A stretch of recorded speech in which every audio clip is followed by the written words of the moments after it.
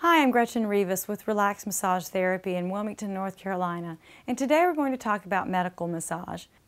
What you need for this is just a table and some space. The difference between medical massage and regular Swedish massage is the therapeutic benefit and effect of medical massage. With medical massage, basically what you're doing is you're coming in to get a treatment for a specific problem or injury that you may have, and the focus of that massage will be totally focused on what you came in for. Like for instance, Kelly here had come in because she had hurt her shoulder and she was having problems with being able to lift her shoulder and do anything with it. We would spend the entire hour of working on her strictly on releasing the shoulder and doing what needed to be done to get in here and fix whatever the problem was.